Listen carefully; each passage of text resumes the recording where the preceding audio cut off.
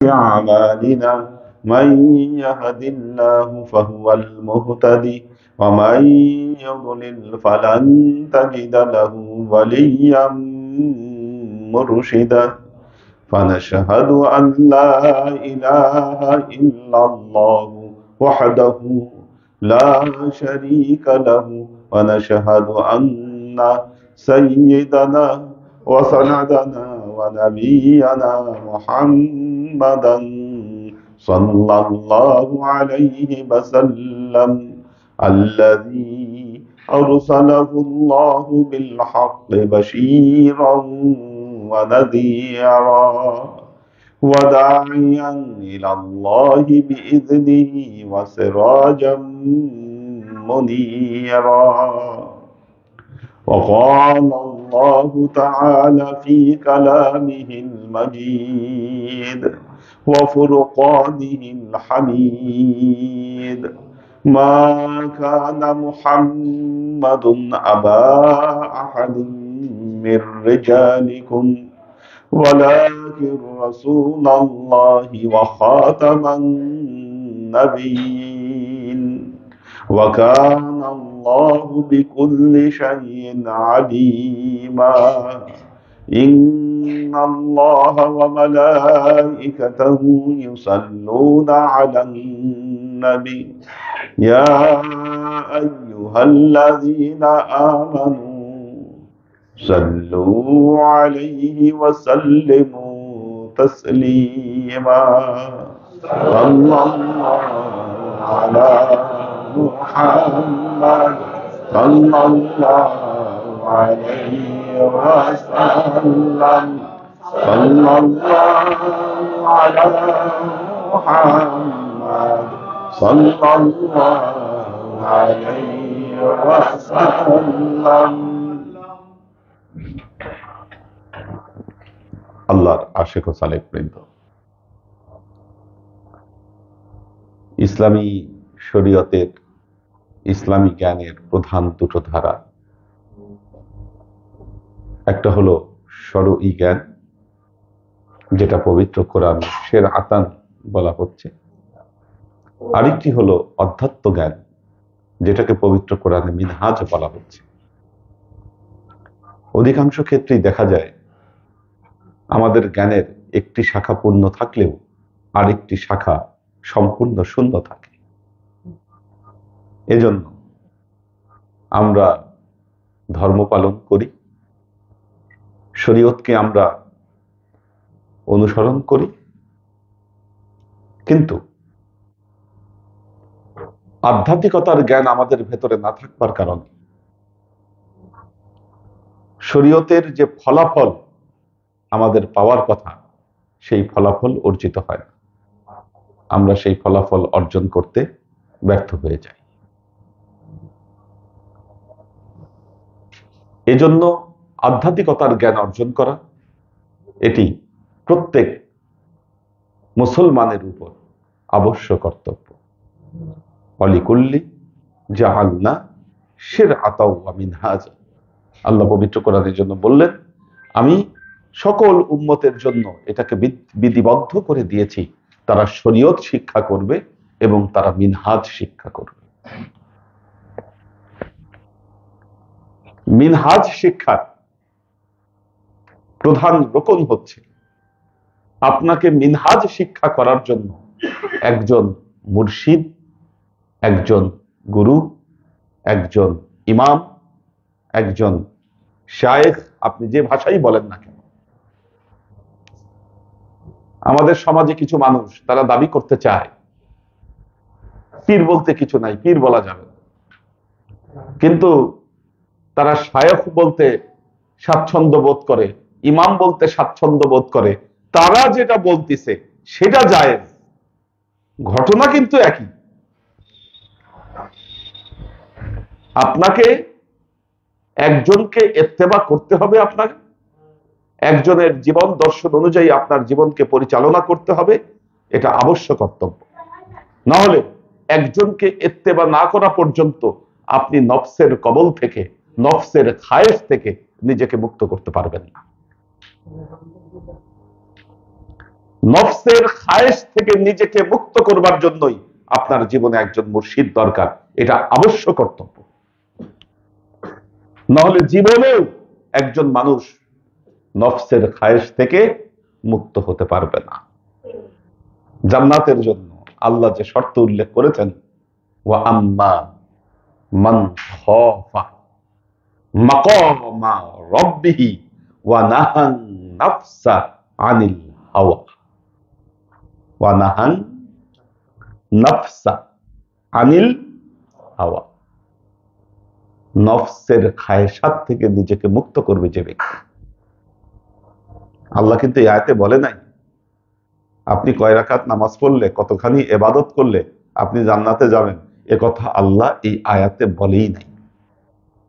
দুটো শর্ত উল্লেখ করেছে, আম্মা মান খাফা মাকামা রাব্বিহি ওয়া নাহান নাফসা আনিল হাওয়া ফা ইন্নাল জান্নাতা হিয়াল মাওয়া। যখন আপনি একজন মুর্শিদের ইত্তেবা করবেন, তার ইত্তেবাই জীবন যখন আপনি শুরু করবেন, তখন নফসের খায়েশাত থেকে নিজেকে মুক্ত করতে থাকবে না।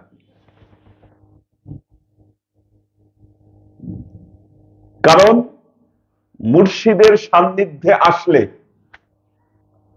আপনার অহংকার শেষ করতে হয়, গর্ব শেষ করতে হয়, নিজের মতামতকে ধূলিসাৎ করতে হয়, নিজের বরত্ব, নিজের গুরুত্ব, এগুলো সবকিছুকে মিটিয়ে দিয়ে তারপর মুর্শিদের সামনে, মুর্শিদের সোহবতে নিজেকে অবস্থান করাতে হয়,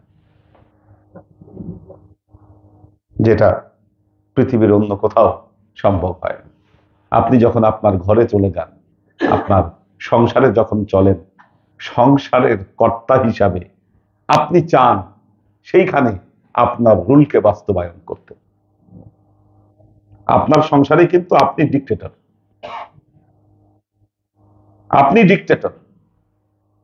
আপনার খায়সাত অনুযায়ী আপনার সংসার চলে।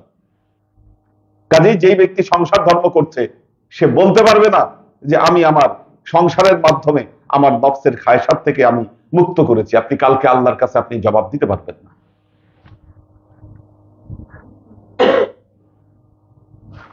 চাকরি ক্ষেত্রে যদি আপনি বস হন, কুল্লুকুম রাইন ওয়া মাসউলুন আন রাইয়াতিহি, আল্লাহ প্রত্যেককেই কিছু সম্পদের অধিকারী করে দিয়েছে। দেখবেন আপনার পরিবারে আপনি বাদশা, আপনার কিছু ক্ষেত্র আছে, আপনার অধীনস্থদের কাছে আপনি বাদশা, সেখানে আপনার নফসের খায়েশাত থেকে আপনি নিজেকে মুক্ত করতে পারছেন না। কিন্তু যখন আপনি একজন মুর্শিদের হাতে বায়াত করছেন, তার হাতে বায়াতের মাধ্যমে আপনি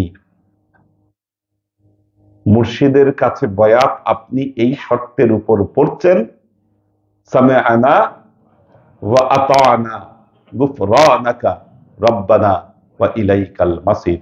শুনবো, মানবো, কি নিজের নফসের খায়সাত দেখানোর কোনো সুযোগ নাই। খতম শেষ করেছেন কটায় আপনারা? 9:30,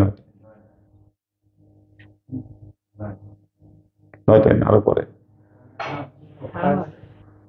দেখি মহিউদ্দিন ভাই কটায় ফোন দিচ্ছে। 9:07 ফোন দিচ্ছে। শীতের রাত, বাসায় যাওয়ার জন্য মন সবার আনচান করতেছে, ঠান্ডা, সবাই দূরদারাজ থেকে আসছে, ওনারা খিলগা থেকে আসছে, চলে যেতে চাইছিল। আমি বলছি না, আটকে দিছি, মনের ইচ্ছা ছিল যাওয়ার, আটকে দিছি। আপনারা বেশি আটকা পড়ে গেছেন।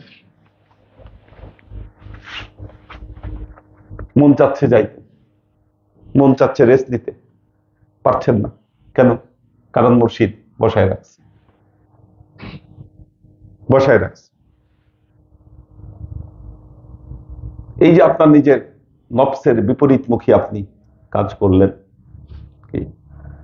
আল্লাহ পবিত্র কোরআনে 3 ধরনের নফসের কথা বলেছে, নফসে আম্মারা, নফসে লাওয়ামা এবং নফসে মুতমাইন্না।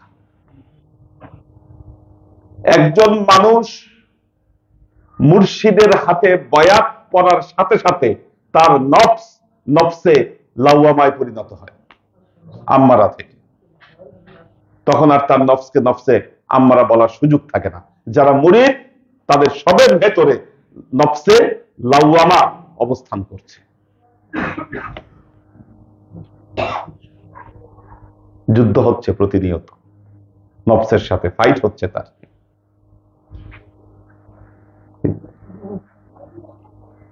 সুতরাং আল্লাহর আশিক ও সালেক বৃন্দ, আধ্যাত্মিকতার জগতে একজন মুর্শিদের হাতে বয়াত পড়া আধ্যাত্মিক সবকের প্রাথমিক শর্ত। দ্বিতীয়ত, আমরা ফায়েজ নিয়ে আলোচনা করছি। ফায়েজ শুধু বয়াত পড়লেই হবে না, মুর্শিদের কাছ থেকে মুর্শিদের ফায়েজ লাভ করতে হবে। ফায়েজটা কি? নূর। নূর, আল্লাহ পৃথিবীতে কয়েক ধরনের নূর তৈরি করেছেন। নূর তৈরি করেছেন, আল্লাহর নিজস্ব একটা নূর আছে। আল্লাহ নিজস্ব একটা নূর আছে, কিন্তু এই নূর এত পাওয়ারফুল, এই নূর ধারণ করার ক্ষমতা কারো নাই। হযরত মূসা চেয়েছিল, হযরত মূসা চেয়েছিল রব্বি আরিনি, আল্লাহ কি বললেন? লান তারানি, হে মূসা কশিন কালেও তুমি আমার এই নূরকে ধারণ করতে পারবা না। মূসাকে আল্লাহ দেন নাই। 1,24,000 পয়গম্বরকে আল্লাহ দেন নাই। দিলেন কাকে? মুহাম্মদ মুস্তাফা সাল্লাল্লাহু আলাইহি ওয়াসাল্লামকে। একমাত্র মুহাম্মদ মুস্তাফা সাল্লাল্লাহু আলাইহি ওয়াসাল্লামকে এই নূর আল্লাহ দান করেছেন। একমাত্র তিনি ছিলেন এর যোগ্য। বাকি কারো পক্ষে এই নূর ধারণ করার ক্ষমতা ছিল না। ইন্না আরাদনাল আমানাতা আলাস সামাওয়াতি ওয়াল আরদ ওয়াল জিবাল। আল্লাহ বললেন, আমি আমানত পাহাড়ের কাছে দিতে চেয়েছিলাম, জমিনের উপর দিতে চেয়েছিলাম, আকাশের কাছে দিতে চেয়েছিলাম, সবাই এটাকে অস্বীকার করলো। ফাহামালাহাল ইনসান ইন্নাহু কানা যালুমান জাহুলা। মানুষের কাছে আল্লাহ পাঠিয়েছিলেন এই আমানত, কিন্তু জালেম হলো, জাহুল হলো তারা। সুতরাং এই নূর ধারণ করেছিলেন মুহাম্মদ মুস্তাফা সাল্লাল্লাহু আলাইহি ওয়াসাল্লাম। পবিত্র কোরআনের সূরা নূরে এর বিস্তারিত আলোচনা পাবেন। সূরার নামই আল্লাহ কি দিয়েছে? সূরা নূর। আল্লাহু নূরুস সামাওয়াতি ওয়াল আরদ। আসমান এবং জমিনে আল্লাহর নূর পরিব্যাপ্ত, কিন্তু ওই নূর সরাসরি ধারণ করা আমাদের পক্ষে সম্ভব নয়। ধারণ করতে পেরেছিলেন কে? মুহাম্মদ মুস্তাফা সাল্লাল্লাহু আলাইহি ওয়াসাল্লাম। এই জন্যই তো তার মেরাজ হয়েছিল। সরেলা মাকাসে তलब हुई सुए मुंतहा है चले नबी कोई हद में उनके उरूज की बलगल औला बिकमालिही। बलगल औला बिकमालिही, তার কামালিয়াতের সর্বোচ্চ সীমায় পৌঁছেছিলেন একমাত্র মুহাম্মদ মুস্তাফা সাল্লাল্লাহু আলাইহি ওয়াসাল্লাম। আল্লাহর কাছ থেকে ওই সরাসরি নূর ধারণ করা সম্ভব ছিল না কারণ। এই জন্য যখন কাবা কাউসাইনে পৌঁছাইলেন, কাবা কাউসাইন, কাবা কাউসাইনটা ছিল একটা বৃত্ত, না?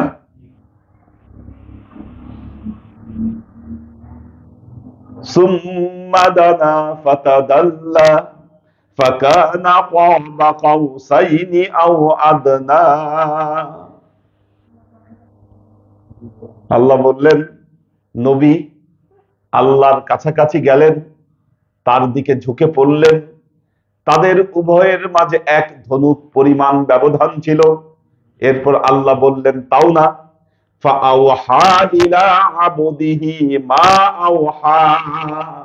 আল্লাহ যা দেওয়া তা কি করলেন, তার নবী মুহাম্মদ মুস্তাফা সাল্লাল্লাহু আলাইহি ওয়াসাল্লামকে দিয়ে দিলেন। কি প্রথম সাক্ষাতে কি বলেছিল আল্লাহ নবী আল্লাহকে? কি বলেছিল? এখন রজব মাস, এই আলোচনা আসবে, এখন এটা আলোচনার মাস।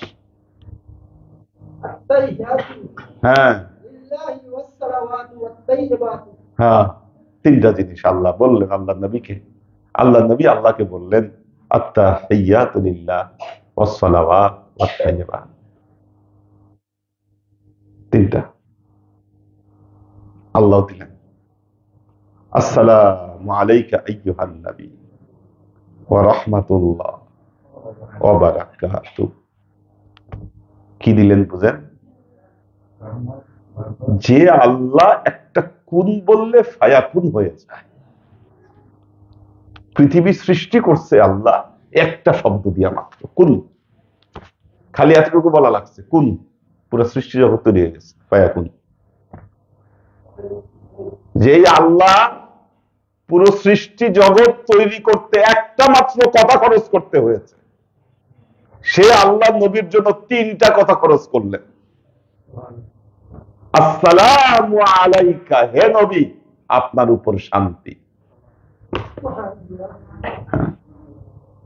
এই জন্য নবীর নূরের সাথে দিল লাগান, দেখবেন কি শান্তিতে অন্তর ভরে যায়।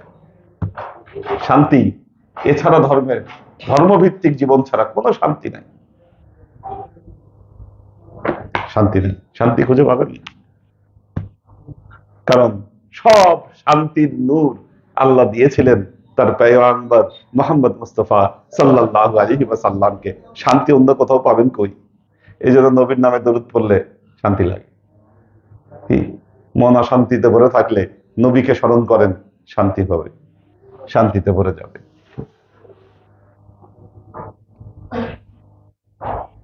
ওয়া রাহমাতুল্লাহ,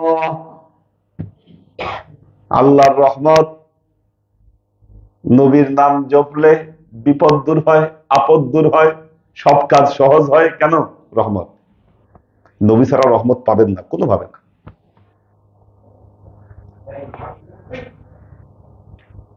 হুজুরেরা যত শিরক বেদাতের ওয়াজ করেন না কেন, নবী ছাড়া রহমত জুটবে না। রহমত জুটার কোনো উপায় নাই। আর আপনারা নবীর কানেকশন থেকে দূরে বলেই দেখবেন হুজুর যারা আছে, জীবনে রহমত আপনাদের স্থায়ী হয় না। কি খালি নাকানি সুবানির উপরে আপনারা থাকেন। আল্লাহ কয়েকদিন উঠায় আবার নামায়, উঠায় আবার নামায়, নাকানি আর সুবানি।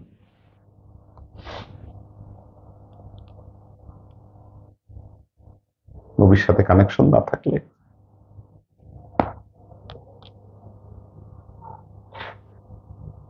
যারা নবীর সাথে গোস্তাকি করে, বেয়াদবি করে, যারা নবীর সাথে যারা গোস্তাকি করে, বেয়াদবি করে। বেয়াদবি মানে কি? নবীকে খালি গালি দিলে বেয়াদবি হয় না। আপনি নবীকে নিয়ে যখন কথা বলবেন, নবীর শানে যখন আলোচনা করবেন, আপনার ভাষার প্রয়োগ বুঝতে হবে আপনি কার ব্যাপারে কথা বলছেন। নহলে কথা বলিয়েন না, চুপ থাকেন। কারণ আমার নবী বলে গেছে, মানসাকাতা নাজাতা, চুপ থাকলেও আপনি বাঁচবেন। কিন্তু নবী নাম যখন উচ্চারণ করবেন, এই নামের কি আদব, এই উচ্চারণের কি মুজিজা, এটা জেনে আপনাকে উচ্চারণ করতে হবে। যেমন তেমন ভাবে নবীর নাম উচ্চারণ করতে পারেন না। বালাগাত মানতেক পড়েন নাই? আমাদের মাদ্রাসায় তো পড়ানো হয়। কি বালাগাত মানতেক পড়ানোর পর নবীর ক্ষেত্রে শব্দ চয়নে ভুল হয় কিভাবে? আপনার কিভাবে ভুল হয়? আমাদের হুজুরেরা ওয়াজ করে এমন ভাবে, আমার নবী যেন গরিব ছিল, ফকির ছিল, এই সমস্ত কথাবার্তা বলে নবীর সামনে।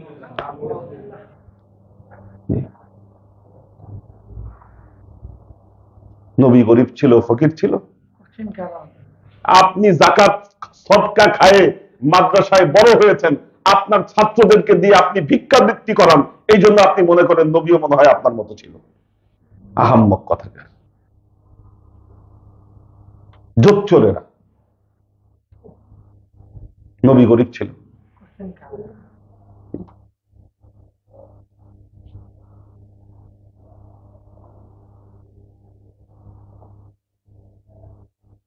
নবী লাল উট পছন্দ ছিল।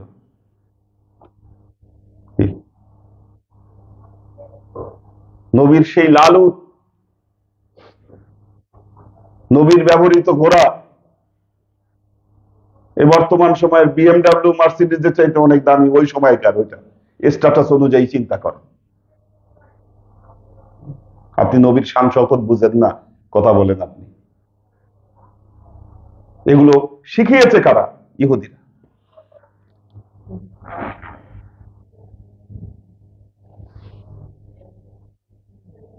নবী নাকি কাউবয় ছিল, গরু চড়াইছে বলে নবী।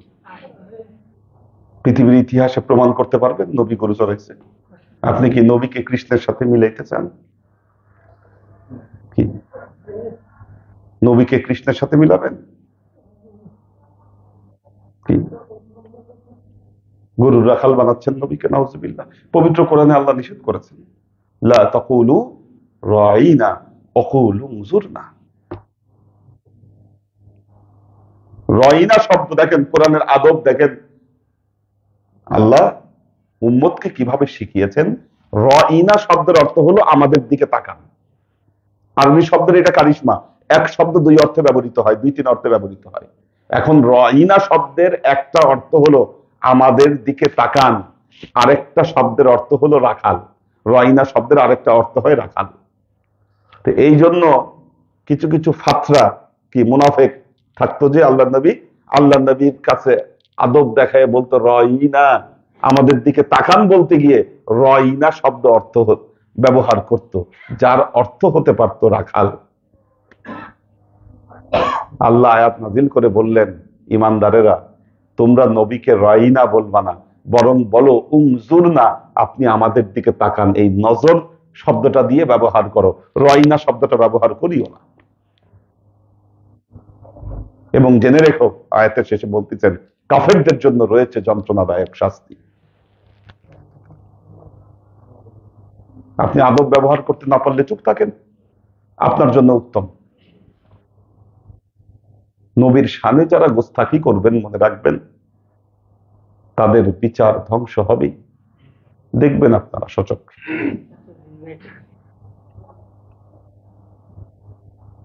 কাজে সতর্ক। নবী নাম এটা যেমন তেমন কথা না।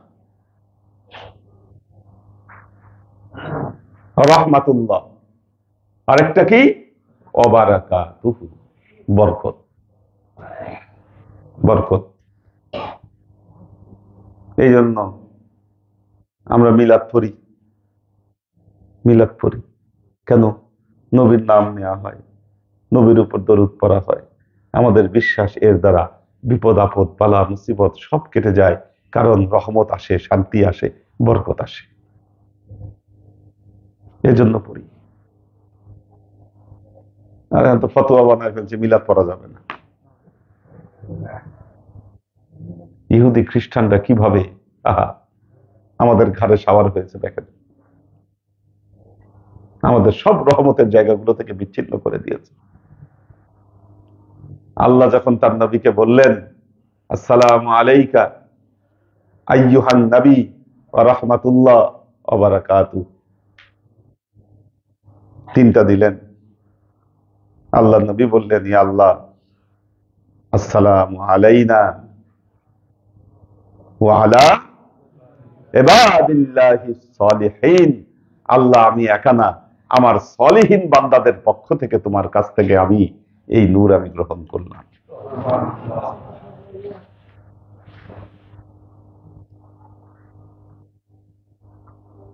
আল্লাহর নূর কাকে দিলেন? পয়গম্বর মুহাম্মদ মুস্তাফা সাল্লাল্লাহু আলাইহি ওয়াসাল্লাম।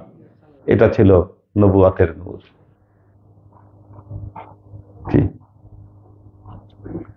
আমাদের জন্য এটা ধারণ করা সম্ভব না। আমাদের জন্য এটা ধারণ করা সম্ভব না। আল্লাহ আরো সহজ করে দিলেন, আল্লাহ আরো সহজ করে দিলেন, ডোজ কমাই দিলেন। এত শক্ত ডোজ গ্রহণ করা সাধারণ মানুষের পক্ষে, আম মানুষের পক্ষে সম্ভব না। আল্লাহ এই নবুয়াতের নূর থেকে ভেলায়েতের নূর তৈরি করে দিলেন।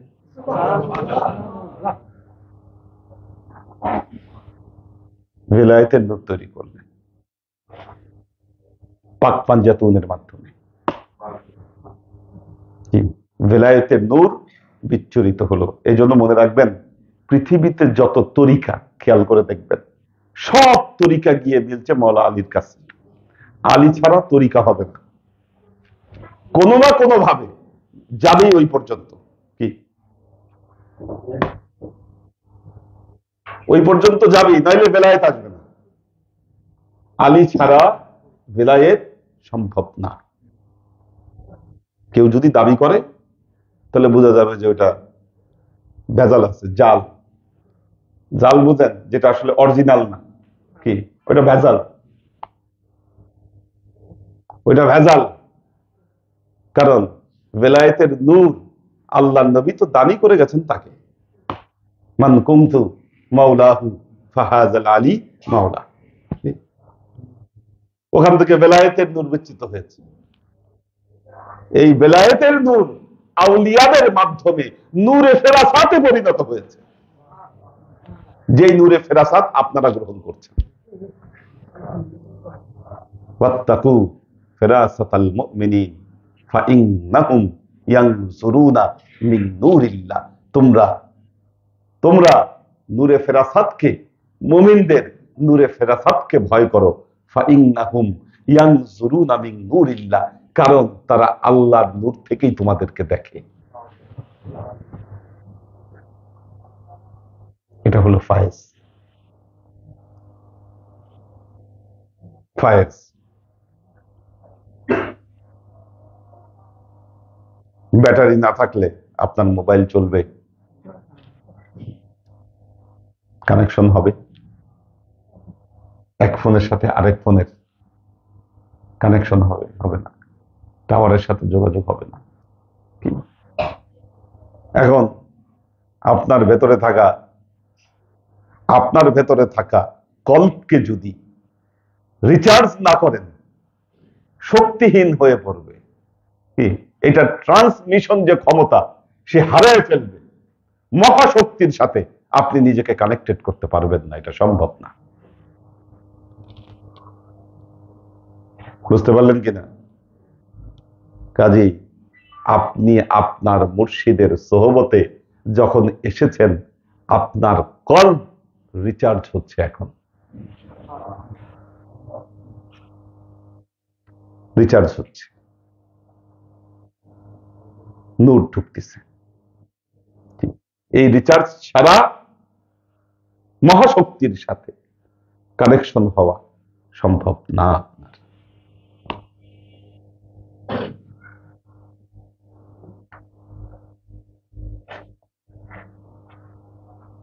আপনার আমল, আজকে যে আয়াতটা একটু পরে শেষ করে দিব,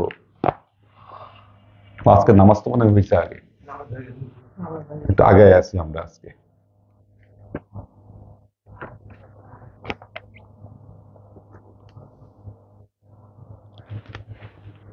একটু আগে আছি।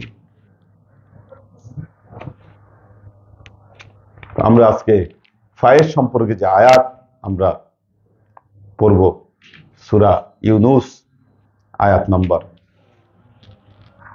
61। আউযু বিল্লাহি মিনাশ শাইতানির রাজীম।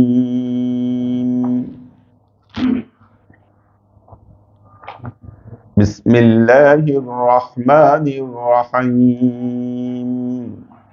وما تكون في شان وما تتلو منه من قرآن লা তা'লামুনা মিন আমালিন ইল্লা কুন্না আলাইকুম শুহুদা ইয তুফিদুনা ফীহি ওয়া মা ইয়াযুবু আন রাব্বিকা মিসকালা যাররাতিন ফিল আরদি ওয়ালা ফিস সামা ওয়ালা আসগারা মিন যালিকা ওয়ালা আকবার ইল্লা ফি কিতাবিম মুবিন।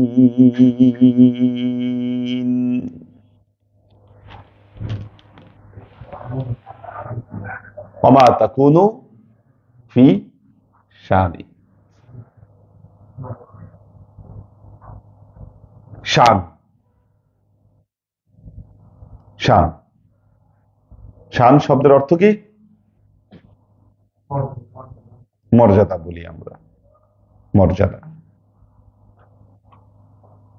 ওয়া মা তাকুনু ফি শানিন কি ওয়া মা তাতুলু মিনহু মিন কুরআন ওয়ালা তা'লামুনা মিন আমালিন ইল্লা কুন্না আলাইহিম শুহুদা ইয তুফিদুনা ফীহি। আপনার মর্যাদা, আপনার শান এরকম ওয়া মা তাতুলু মিনহু মিন কুরআন, যখন কোন কোরআন তেলাওয়াত করা হচ্ছে, ওয়ালা তা'লামুনা মিন আমালিন, কোন আমল করছেন, ইল্লা কুন্না আলাইকুম শুহুদা ইয তুফিদুনা ফীহি, সেই সমস্ত আমল, সেই সমস্ত কাজের সাক্ষী থাকেন স্বয়ং আল্লাহ তাআলা।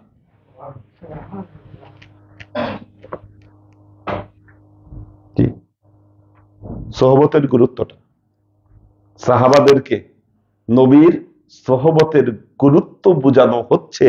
ওয়ামা তাকুনু ফি শানিন, আপনি যখন তাদের মাঝে আপনার শান নিয়ে অবস্থান করেন। বুঝছেন নাকি বিষয়টা? নবী যখন অবস্থান করতেছে, সোহবত দিচ্ছে, সোহবত দিচ্ছে। এই সোহবতে থেকে কেউ যখন কোরআন তেলাওয়াত করছে, যে কোনো আমল করছে, যাই কিছু করছে না কেন, আল্লাহ বলছেন ইল্লা কুন্না আলাইকুম শুহুদা, আমি আল্লাহ তোমাদের উপর সাক্ষী রয়েছে। ইয তুফিদুনা ফীহি, যখন তোমরা নবীর কাছ থেকে ফায়েজ গ্রহণ করছো।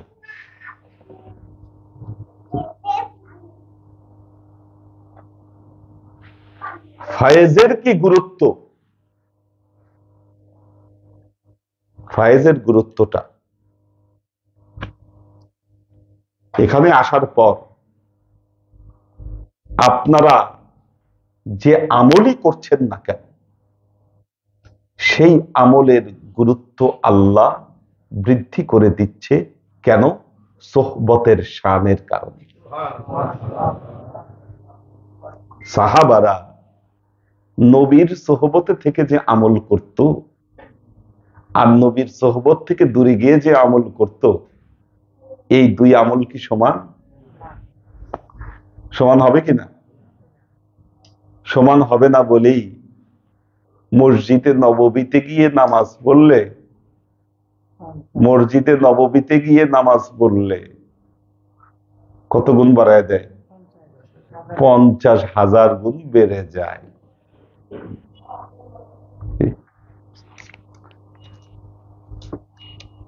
আপনি আজকে মসজিদে নববীতে গিয়ে নামাজ পড়লে এই 50,000 গুণ বেড়ে গেল। শুধু নামাজের কথাটা উল্লেখ করা হয়েছে, কি শরীয়তে নামাজের কথাটা উল্লেখ করা হয়েছে, এটা শরঈ বিধান, এটা আধ্যাত্মিক বিধানের কথা বলছি না, আধ্যাত্মিক বিধানের কথা বলছি না, এটা শরঈ বিধান।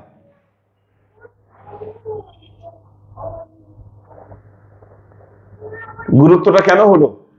কার কারণে? আল্লাহর নবী পর্দা নেওয়ার পরেও, আল্লাহর নবী পর্দা নিয়েছেন, পর্দার অন্তরালে চলে গেছেন,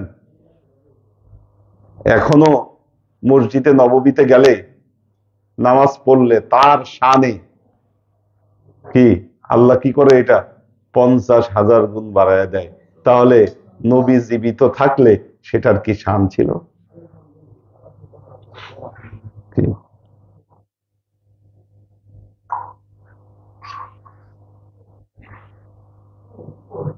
একটা জিনিস,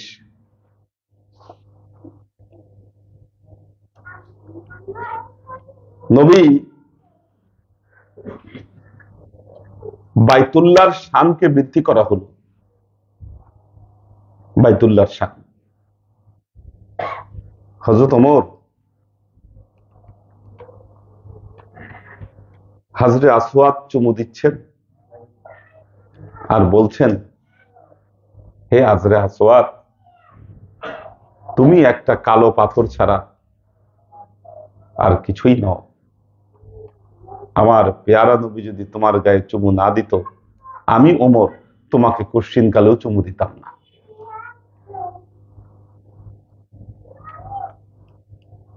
আমি ওমর কোশ্চিন কালেও চুমু দিতাম না। তৎকালীন আরবের লোকেরা হাজরে আসওয়াদ নিয়ে মারামারি করেছে, যুদ্ধ করেছে, হাজরে আসওয়াদ নিয়ে মারামারি করেছে, বহুত কিছু করেছে। তাই বলে কি তাদের সওয়াব অর্জিত হয়েছে? যেই লোকের রাসূলের উপর ঈমান নাই, সে যদি হাজরে আসওয়াদ চুমা দেয়, তার গুনাহ সব টেনে নিবে? টেনে নিবে? হাজরে আসওয়াদ গুনাহ তখনই টানবে যখন আমাদের পেয়ারা নবীর উপর আপনার বিশ্বাস থাকবে, মেলে টানবে না। কেবলা পরিবর্তনের সময় আল্লাহ বলতেছেন, আল্লাহ আগে উল্লেখ করলেন কেবলাতান তারদা, হে নবী আমি আপনাকে অপশন দিচ্ছি, আপনি কোন কেবলা চান এটা আপনি ঠিক করেন কোন কেবলা। قد نرى تقلب وجهك في السماء فلنولينك قبلة ترضى। আয়াতটা খেয়াল করেন, কেবলার আয়াত যখন নিয়ে আসছে কেবলা পরিবর্তনের, আল্লাহ তার নবীকে বলতেছে, কদ নারা তাকাল্লুবা ওয়াজহিকা ফিস সামা, হে নবী আমি দেখতেছি আপনি বারবার নামাজের দিকে খালি, নামাজের ভিতর খালি আপনি উপরের দিকে তাকান। নবীকে বলতেছে, হে নবী আমি খেয়াল করেছি আপনি নামাজের ভেতরে কি করতেছেন, খালি উপরের দিকে তাকান। ঘটনা কি নবী? ফালানুওয়াল্লিয়ান্নাকা কিবলাতান তারদা, আমি আল্লাহ আপনার পছন্দের কেবলা অনুযায়ী আমি আপনাকে ঘুরাই দিব।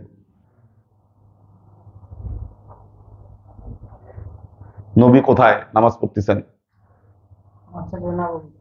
না, মসজিদে কেবলাতাইন। কোন দিকে ফিরে? বাইতুল মুকাদ্দাসের দিকে ফিরে। জিবরাইল আলাইহিস সালাম ওহী নিয়ে আসছে, বলতেছে নবী ঘটনা কি? আমি খালি দেখি আপনি উপরের দিকে তাকান, আমি আল্লাহ আপনার কেবলাটা আমি ঘুরাই দিতে চাই। ফালানুওয়াল্লিয়ান্নাকা কিবলাতান তারদা মানে কি? যেটা আপনার পছন্দ। এরপরে নবীর মনে ঠিক হয়েছে কোনটা পছন্দ, কি সিলেক্ট হয়েছে। আল্লাহ তো অন্তর্যামী, কি আল্লাহ তো নবীর অন্তরে তাকায় আছে। তো নবীর অন্তরে যেটা আসলো, আয়াতের এর পরের অংশ জিবরাইল তখন কি তেলাওয়াত করে মানুষকে শোনাইলো। এটা জোরে জোরে তেলাওয়াত করেছিলেন, সাহাবীরা শুনি মুখ ঘুরায় ফেলছে। কি ফাওয়াল্লু উজুহাকুম শাতরাল মসজিদিল হারাম। আল্লাহ নবী যেদিকে ফিরতেন ওইদিকে কেবলা হয়ে যেত। ওই সময় কি উত্তর দক্ষিণ পূর্ব পশ্চিম যেদিকে ফিরতেন আল্লাহ নবী ওই দিকে কেবলা হয়ে যেত। ওই দিকে লক্ষ রাকাত নামাজের সওয়াব আপনি পাইতেন। বাইতুল্লাহকে বেছে নিয়েছেন, এটা বাইতুল্লাহ সৌভাগ্য।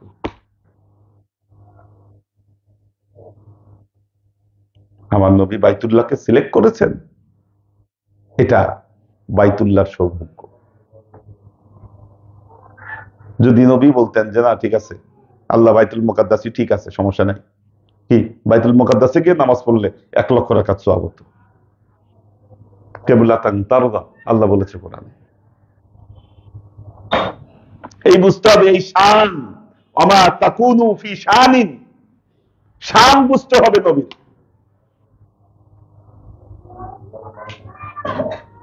নবীর শান না বুঝলে মোর্শেদের শানও বুঝবেন না।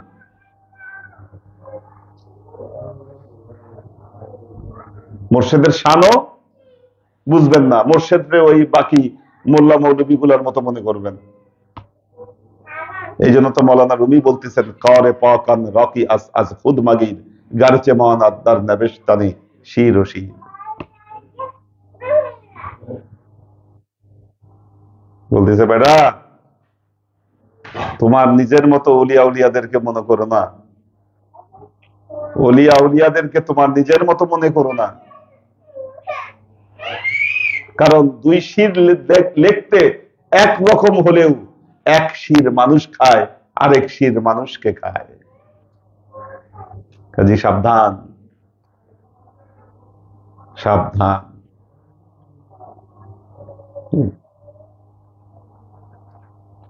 মাদ্রাসার লিল্লা বোর্ডিং এ ফ্রি খায়ে লেখাপড়া করে একটু ডিগ্রি লাভ করে পরে ওলিয়া উলিয়াদের বিরুদ্ধে ফতোয়া দিচ্ছ, সাবধান, সাবধান। আল্লাহর আশিক ও সালেক বৃন্দ, শান বুঝতে হবে। যখন ফায়েজ লাভ করে ওই আমলের সাক্ষী থাকেন স্বয়ং আল্লাহ। দাও দেখি কারা আছে। বারাকাল্লাহু লানা ওয়া লাকুম ফিল কোরআনিল আযীম ওয়া নাফা'ানা ওয়া ইয়্যাকুম লা আয়াত ওয়া যিকরিল হাকীম ইন্নাহু তাআলা জাওয়াদুন কারীমুন মালিকুন বার রাউফুর রহিম। তিশা তৌফিকা কামরুল আনাম, ফারহান আহমেদ, হাবিবুর রহমান বিপ্লব কুয়েত থেকে, মোহাম্মদ রুমি, সুমন মিয়া, আরিফা শেখ, তাসলিমা আক্তার, আব্দুল সত্তার ভাই আছেন, লুনা তাবাসসুম লুবনা, শফিকুল ইসলাম শাওন, মাসুদ কবির, স্নিগ্ধা রাহি, ফরিদা ইয়াসমিন, জসিমউদ্দিন, এইচ কে হানিফ, রুনু দাস, আব্দুর রহিম হিম, সাজ্জাদ রহমান, পদ্ম মাহমুদ, আহমেদ সোহাগ, আমিনুল ইসলাম বাপ্পি এখনো রাস্তায়, নুরুল ইসলাম ফরিদপুর ভাই আছেন, আব্দুল সালাম আজাদ, শহীদুল্লাহ খান, ফারহান রহমান, রিয়াজুল রিপন, ওমর ফারুক মাইজ ভান্ডারি, সুরভি আক্তার নিপা, নাজিমুদ্দিন ভাইয়ের ফ্যামিলি আছেন, শামীম আরা, সুলাইমান রাজি। রাজি কি পৌঁছাইছে ঠিক মতো? মাশাআল্লাহ। Nadia Sultana Shila, Nodi department store, Mohammad Farid, Suraiya Akter, Fariza Fairoz, Jalaluddin Rumi, Shoaib Khan. আল্লাহ ভালো রাখুন, সুস্থ রাখুন। আল্লাহুম্মা আমিন। আমাদের খতমে শরীক হয়েছেন অস্ট্রেলিয়া থেকে, হ্যাঁ আচ্ছা, ওনার ভাইয়ের জন্য আজকে তাবারক যে ব্যবস্থাপনা হয়েছে, কি নাম আপনার ভাইয়ের? হ্যাঁ, আকরাম। কোথায় থাকে উনি? ইন্তেকাল করেছে, ওনার জন্য দোয়া চেয়েছে, যেহেতু ইন্তেকাল করেছেন। আরেকজন দোয়া চেয়েছেন, ওই অস্ট্রেলিয়াতে থাকে, একা নাম, তার জব হচ্ছে না, হ্যাঁ, এটার জন্য সে দোয়া চেয়েছেন, দোয়া করবেন। আমাদের আজকে ইন্তেকাল করেছে আমাদের সোহাগ, মানে আমাদের সাগরের যে ভাই বউ, সে ইন্তেকাল করেছে। তো আমরা জানাজা পড়লাম একটু আগে, বাচ্চা দুটো। দোয়া করবেন যাতে আল্লাহ ধৈর্য ধরার তৌফিক দেয়।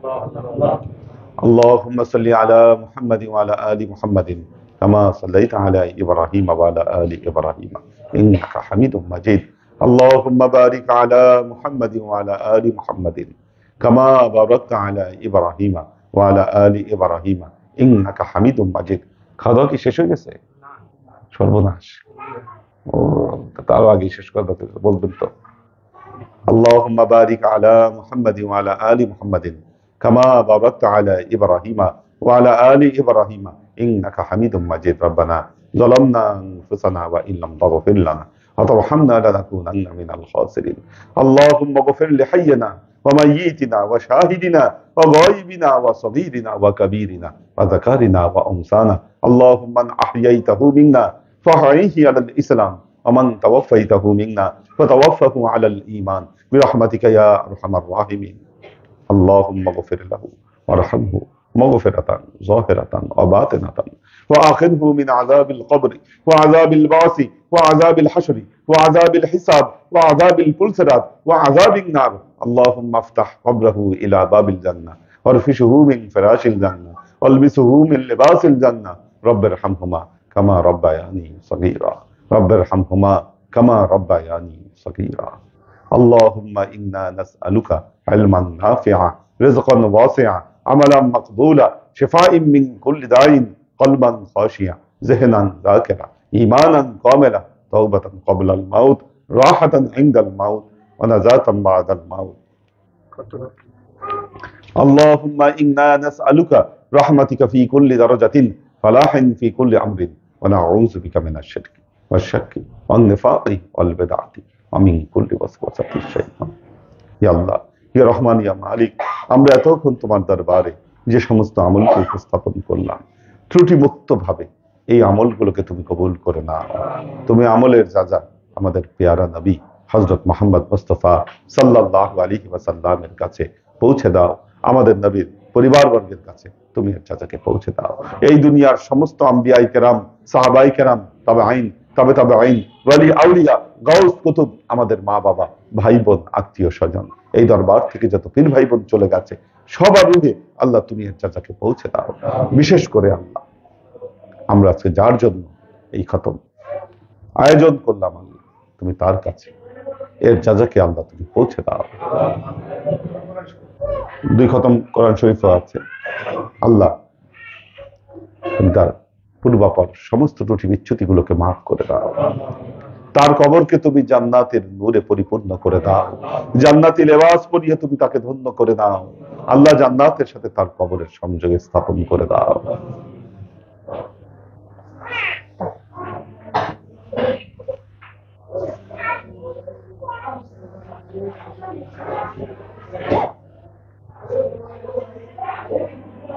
سبحان ربك رب العزة عما يصفون سلام على المرسلين الحمد لله رب العالمين واجعل آخر كلمتنا عند الموت لا إله إلا الله محمد رسول الله صلى الله عليه